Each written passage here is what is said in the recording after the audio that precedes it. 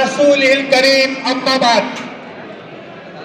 عزیزان محترم، stage corona کا فروز کر رہے صدر محترم حضرت مولانا مجدد صاحب، مولانا عمرین صاحب، ادیب صاحب، نظامت کر رہے قاری خالد صاحب، مفتی عثمان صاحب اور تمام جو ذمہ دار لوگ علماء حضرات جو اسٹیج کورونا کا فروز کر رہے ہیں، دل کی گہرائیوں سے ان کا شکریہ ادا کرنا چاہتا ہوں۔ اور میں چاہتا ہوں کہ یہاں پر بیٹھا ہوا ہر شخص ان تمام علماء اکرام کی کھڑے ہو کر کے حوصلہ افزائی کرے کہ اگر ان کا ہاتھ بدلنے کے سر پہ نہ ہوتا تو شاید یہ مجمع یہاں پر نہ ہوتا۔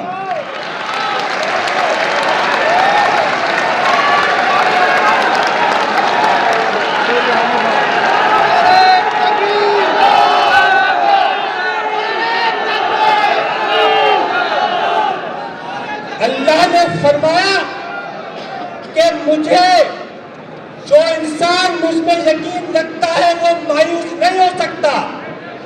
تو میرے قوم کے غیور مسلمانوں، آپ کیوں افسوس کرتے ہو کہ آپ کو اللہ کی ذات پہ یقین نہیں؟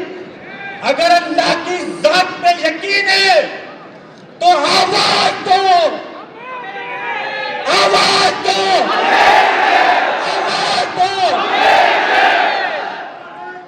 آج یہاں پر آپ کی کثیر تعداد نے اس بات کو ثابت کیا ہے کہ ہاں جو لوگ قوم اور ملت کے کام کو مضبوطی سے اور ایمانداری سے کرنا چاہتے ہیں، ان کے ساتھ قوم بھی پوری مضبوطی کے ساتھ کھڑی ہوئی ہے۔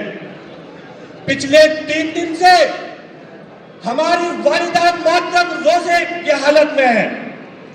کل رات کو جب ملاقات ہوئی تو انہوں نے کہا کہ بیٹا یہ پریشانیوں کا سبب کب تک چلتا رہے گا؟ جب تو جیل میں تھا 5.5 مہینے کی جیل تو نے کاٹی، 5.5 مہینے کی جیل کاٹنا ایک طرف، اور جس وقت میں جیل کی سلاخوں سے باہر آیا اور جب مجھے پتا چلا کہ ان 5.5 مہینے کی جیل کے دوران 3.5 مہینے کے روزے والدہ نے رکھے جو سوکھ کر کے وہ پتلی ہو گئی، ساری صحت خراب ہو گئی، تو والدہ نے کہا کہ یہ سب کام تو میرے مرنے کے بعد بھی تو کر سکتا ہے، تو آخر کیوں مجھے پریشان کرتا ہے، کیوں مجھے راتوں کو جاگنے پہ مجبور کرتا ہے؟ میرے قوم کے غیور مسلمانوں، وہ ماں ہے، وہ اپنی نگاہ سے، محبت کی نگاہ سے ایک بیٹے کی طرف دیکھ رہی ہے، لیکن میں ایک مسلمان ہوں، ایک ذمہ دار مسلمان ہوں۔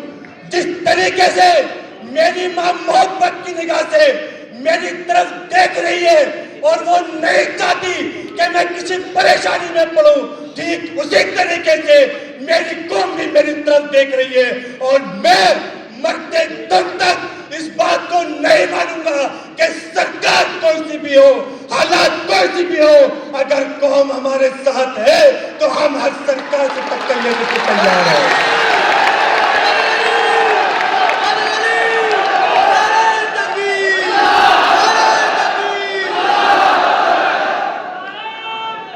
خالد سیف اللہ رحمانی صاحب سے جب ملاقات ہوئی تو انہوں نے کہا کہ بدر علی یہ وفد ترمیمی قانون کی لڑائی محض ایک کانفرنس سے مکمل نہیں ہوگی، اس کے لیے نوجوانوں کو تیار کرنا پڑے گا، نوجوانوں کو جگانا پڑے گا، لیکن ہم پڑھے لکھے سنجیدہ لوگ ہیں، ہم کوئی کام کو ایسے نہیں انجام دیں گے کہ جس سے سرکار کو ہم پہ انگلی اٹھانے کا موقع ملے، لیکن جب بات ہمارے مذہب پر، ہمارے مسجدوں پر، ہمارے مدرسوں پر، ہمارے خانقاہوں پر، ہمارے قبرستانوں پر آئے گی تو جو آج مجمع یہاں پر موجود ہے، میں پہلے بھی ایک بات کو کہا اور آج بھی بڑی ذمہ داری کے ساتھ اس بات کو کہنا چاہتا ہوں کہ یہ علماؤں کا دستور نہیں رہا، یہ علماؤں کا اصول نہیں ہے کہ وہ سڑک پر بیٹھے، لیکن ہم جب قوم کو ضرورت پڑے گی اور خاص طور سے بدر علی کے ہوتے ہوئے علماء حضرات قوم کے لیے سڑک پر بیٹھے تو بدر علی اس وقت سے پہلے مرنا منظور کرے گا. تو میرے قوم کے غیور مسلمانوں، میرے قوم کے غیور مسلمانوں، آنے والے وقت میں تیاری کر لو. ان علماء کی سرپرستی اور مسلم پرسنل لا بورڈ کا جب حکم ہوگا تو یہ نوجوانوں کا دستہ سنویدھانک طریقے سے قانون کے دائرے میں رہ کے جو آج مجمع یہاں موجود ہے کل کو سنسد بھون کے باہر بیٹھنے کے لیے بھی تیار ہے. ہوگا تو وہ جو اللہ چاہے گا، لیکن ہم آخری سانس تک اس سرکار کے کالے قانون کے خلاف لڑتے رہیں گے. کیوں؟ کیونکہ جس وقت میں اللہ کے سامنے پیشی ہوگی اس وقت میں ہم کہہ سکتے ہیں کہ اللہ تبارک و تعالی بے شک قانون تیرے حکم سے پاس ہوا، لیکن جب تیرے مسجدوں کو ضرورت تھی، مسجدوں کو ضرورت تھی، مدرسوں کو ضرورت تھی، خانقاہوں کو ضرورت تھی تو بدر علی گھر بیٹھا ہوا نہیں تھا. 22 مقدمے جیلنے کے بعد بھی، 5.5 مہینے کی جیل کاٹنے کے بعد بھی تیرے لیے اور تیری قوم کے لیے، تیرے نام کے لیے جنگ میدان میں لڑ رہا تھا. اور میں اس بات کے ساتھ میں بہت ذمہ داری کے ساتھ مولانا مجدد صاحب کو اس بات کا بھروسہ دے دینا چاہتا ہوں کہ آپ ہمارے سرپرست ہیں، ہمارے سر کا تاج ہے. جب آپ حکم کریں گے انشاءاللہ تبارک و تعالی جو مجمع یہاں پر موجود ہے اس سے 100 گنا بھاری مجمع کل کو انشاءاللہ تعالی اپنا حق لینے کے لیے، اپنے مسجدوں کو واپس لینے کے لیے، اپنے مدرسوں کو واپس لینے کے لیے، سڑک پر بیٹھنے کے لیے بھی تیار ہے. تو بتاؤ میرے قوم کے لوگوں،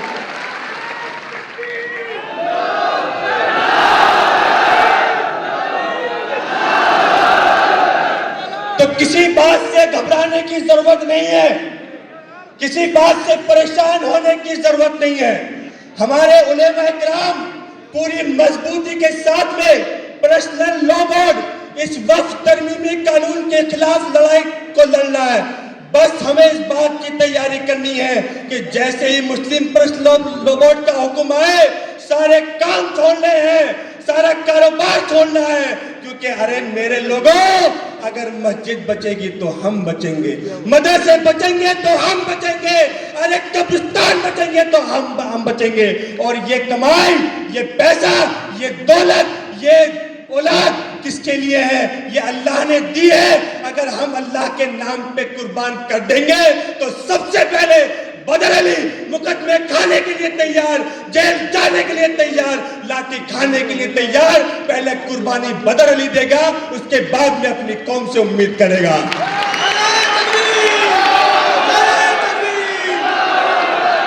اسی بات کے ساتھ میں اپنی بات کو مکمل کرتا ہوں.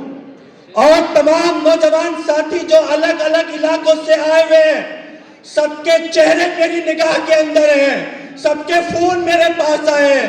یہاں پر اتنے بڑے مجمع کے اندر کوئی شخص ایسا نہیں ہے کہ جس کے پاس ہم نے جا کر کے محنت نہ کی ہو.